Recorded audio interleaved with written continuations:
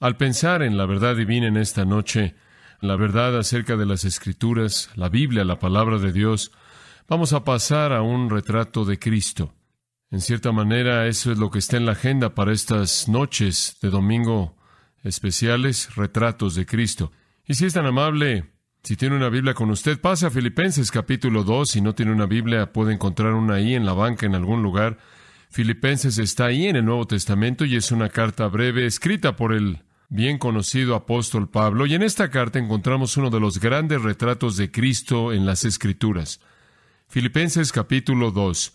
Y quiero leer el texto de las Escrituras. Esta es la palabra del Dios vivo, la palabra de Dios inspirada, escrita por el apóstol Pablo, pero toda palabra viene de Dios y de esta manera es la verdad tal como Dios quiso que fuera comunicada. Y en este maravilloso segundo capítulo leemos el nombre de Cristo Jesús al final del versículo 5. El versículo 5 termina con Cristo Jesús. Y con ese nombre, la siguiente sección importante inicia. Cristo Jesús, y después procede a describirlo con estas palabras. El cual, siendo en forma de Dios, no estimó el ser igual a Dios como cosa que aferrarse, sino que se despojó a sí mismo, tomando forma de siervo, hecho semejante a los hombres, y estando en la condición de hombre, se humilló a sí mismo, haciéndose obediente hasta la muerte y muerte de cruz. Por lo cual, Dios también le exaltó hasta lo sumo, y le dio un nombre que es sobre todo nombre, para que en el nombre de Jesús se doble toda rodilla de los que están en los cielos y en la tierra y debajo de la tierra, y toda lengua confiese que Jesucristo es el Señor, para gloria de Dios Padre. Ese es uno de los grandes retratos de Cristo en las Escrituras. Un día Jesús hizo la pregunta a sus propios seguidores. Él dijo, ¿quién dicen los hombres que soy yo? Y la pregunta, ¿quién es Jesucristo?, es la pregunta más importante que debe ser respondida. ¿Quién dicen los hombres que soy yo? Y ellos respondieron, algunos dicen que eres Elías o Jeremías o uno de los profetas, pero ¿quién dicen ustedes que soy yo? Y en nombre de los apóstoles, Pedro responde, tú eres el Cristo, el Hijo del Dios viviente. Esa, claro, fue la respuesta correcta. Y Jesús le dijo, sangre y carne no te reveló eso a ti, eso no vino de una fuente humana, sino mi Padre que está en los cielos te reveló eso a ti. Y esa es la gran revelación del cristianismo, que Jesús es Dios en carne humana, no solo un buen hombre y no solo un profeta, ni siquiera un gran profeta, no la reencarnación de un profeta, o la resurrección de un profeta como Jeremías o inclusive Isaías o cualquier otro profeta, sino que este Jesucristo no es ningún otro que Dios el Hijo. Eso quiere decir el Dios eterno convertido en hombre. C.S. Lewis, un gran pensador británico y escritor con una imaginación inmensa, tiene una sección en un libro que él escribió llamado Milagros. Y ve esta encarnación de Dios en carne humana, creo yo, de una manera maravillosamente fresca. Y esto es lo que él escribe.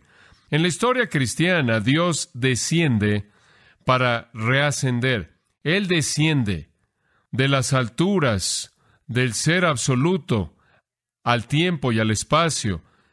Desciende a la humanidad, desciende a las raíces mismas y al semillero de la humanidad que Él mismo creó. Pero Él desciende para volver a ascender y llevar a pecadores arruinados junto con Él arriba.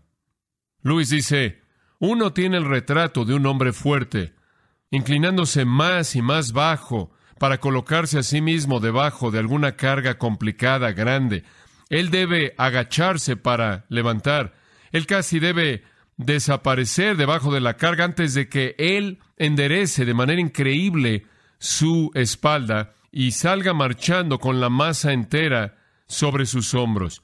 O uno podrá pensar, escribe Lewis, de un buzo que primero se reduce a sí mismo a desnudez, después mirando hacia el aire y después se desaparece en un clavado, salpicando, desaparece, apresurándose a descender en medio del agua verde y caliente, hasta llegar al agua oscura y fría, descendiendo a donde la presión se incrementa hasta la región que es semejante a la muerte, de la putrefacción, y después volviendo a subir de regreso al color y a la luz, con sus pulmones casi explotando hasta que de pronto irrumpe en la superficie de nuevo, teniendo en su mano algo preciado que está goteando, que Él descendió a recuperar. Él y eso, ambos con color ahora, habiendo subido a la luz, allá abajo, en donde no había color, en la oscuridad, Él también perdió su color. Y Lewis procede a decir, la doctrina de la encarnación enfáticamente se encuentra en el centro del cristianismo, que el Hijo de Dios descendió, dice él. Ninguna semilla cayó tan lejos de un árbol hasta llegar a una tierra tan oscura y fría como el Hijo de Dios lo hizo. Este es el milagro central del cristianismo. Esta es la realidad que define nuestra fe. Es acerca de la encarnación. Es el milagro más grande y más milagroso y más asombroso. Esta es la razón por la que es el milagro más importante en el libro de C.S. Lewis, Milagros. Es el tema del texto que le acabo de leer. Este texto es acerca de el descenso de Dios el Hijo, el segundo miembro del Dios Trino, Dios Padre, Dios el Hijo y Dios el Espíritu Santo. Es acerca del descenso del Hijo de Dios, y es una porción muy directa de las Escrituras, y simplemente quiero ayudarlo a caminar a lo largo de una frase a la vez, para ayudarle a entender el corazón y el alma de la verdad cristiana. Veamos el versículo 5 al final del versículo. Cristo Jesús, el cual, siendo en forma de Dios, detengámonos ahí. Esta es una afirmación profunda. Él existió en forma de Dios. Ahora, quiero llevarlo en cierta manera al lenguaje aquí. La Biblia está escrita en dos idiomas antiguos. El Antiguo Testamento originalmente fue escrito en hebreo. El Nuevo Testamento originalmente fue escrito en griego. Y entonces necesitamos meternos debajo de la superficie de nuestro vocabulario que usamos, sea inglés o español. Necesitamos considerar lo que las palabras griegas significaron, porque son las palabras originales para el Nuevo Testamento. La palabra siendo, huparco, esta es una palabra que era usada para expresar la continuación de un estado, condición. De hecho, uno podría decir, si pudiera estirar su vocabulario un poco, era usada para expresar la continuación de un estado antecedente, de algo que ya era y todavía es y siempre será. No es la palabra griega común para ser. Describe la esencia misma de una persona, aquello que es verdadero de una persona que no puede ser cambiado, aquello que una persona posee de manera inalterable y en una manera así nunca puede ser quitada de él. Decir que Él existió es tocar su naturaleza esencial. Describe esa parte de un hombre, dice un escritor, la cual a pesar de todas las probabilidades y cambios de la vida y todas las circunstancias permanece siendo la misma.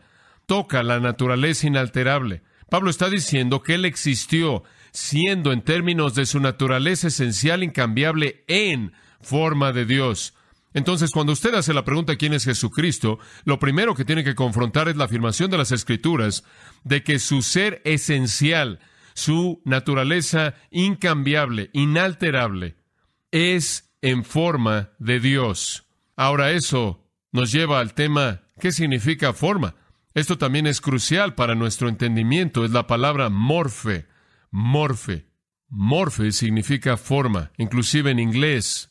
Pero morfe en el idioma griego siempre significa, escuche, una forma la cual expresa de manera verdadera y total el ser que representa. Esto quiere decir que es una forma que es verdadera a la naturaleza esencial. Es una forma verdadera a la naturaleza esencial. Y aquí es aplicada a Dios. Sea lo que sea la forma de Dios, sea lo que sea la forma que Dios adopte, es un reflejo de su ser más profundo. Es lo que Él es en sí mismo. Es la naturaleza esencial de Dios visible, manifiesta, revelada. Permítame ayudarle con eso un poco. Dos palabras griegas para forma. Una es morfe, la palabra usada aquí. La otra es esquema, de la cual obtenemos la palabra esquemático, por ejemplo, en español. En el griego ambas significan forma, pero significan dos tipos diferentes de forma, mientras que en inglés o en español solo tenemos una palabra para traducir ambos, morfe como esquema, y las traducimos forma, y eso no nos ayuda. Morfe es la forma esencial de algo, aquello que es verdad a su naturaleza y no puede ser alterada. Esquema es la forma externa que cambia. Ahora, ¿cómo puedo ilustrarle eso a usted? Se lo puedo ilustrar al decirle que la morfe de un hombre, como yo, la morfe es mi masculinidad, es mi naturaleza humana masculina. Esa es la morfe, ese es el ser esencial que está apegado a la naturaleza de lo que soy. Y eso nunca ha cambiado. Siempre he sido un ser humano masculino. No obstante, la esquema ha estado cambiando constantemente. Yo comencé como un bebé y después me convertí en un niño y después me convertí en un joven y después en un hombre de cierta edad. Y usted puede concluir el resto, pero nunca he dejado de ser un hombre. Y Dios, en términos de su esquema manifiesta, puede aparecer como luz brillante en el huerto conocida como la gloria Shekinah, puede aparecer como fuego, puede aparecer como una nube, puede manifestarse a sí mismo en diferentes maneras. Dios el Hijo inclusive se manifestó a sí mismo en el Antiguo Testamento como un ángel llamado el ángel de Jehová, adoptando una forma visible, pero en este caso, la esquema fue la esquema de un hombre, pero la forma esencial fue la morfe incambiable de Dios. Lo primero que aprendemos de Jesucristo, y esto es esencial para la teología cristiana, es que Jesús es en la forma esencial de Dios. Esto quiere decir que Él es un Dios inalterable, su esencia, su ser incambiable es divino. Él nunca ha sido y nunca será alguien diferente de Dios. Él no se volvió Dios, Él no ha cesado de ser Dios. Su esquema externa, como la mía, cambió. Él fue un feto en un vientre. Él fue un infante que nació, Él fue un bebé, Él fue un niño, Él fue un joven. Él fue un hombre joven, Él fue un adulto. Su esquema cambió, su morfe nunca cambió. Pablo está diciendo aquí, Cristo Jesús existe en términos de su naturaleza, en la naturaleza incambiable de Dios. Él posee el ser y naturaleza de Dios de manera inalterable. Esto quiere decir de manera inequívoca que Él es Dios.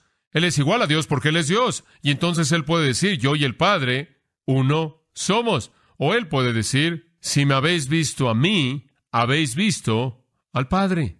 Él es el Verbo que creó el mundo en Juan capítulo 1. Él es el Verbo que era con Dios. Él es el Verbo que era y es Dios. Él es el Verbo que se hizo carne. El morfe de Dios se convierte en la esquema de la humanidad. En Hebreos, esa epístola maravillosa nos dice acerca de Él con estas palabras. Dios, habiendo hablado muchas veces, de muchas maneras, a los padres en los profetas, hablando del Antiguo Testamento, en estos postreros días nos ha hablado en el Hijo, a quien estableció heredero de todas las cosas, por quien asimismo hizo el universo. Y escuche, y su Hijo es el resplandor de su gloria y la representación exacta de su naturaleza. Él es la representación exacta de la naturaleza de Dios.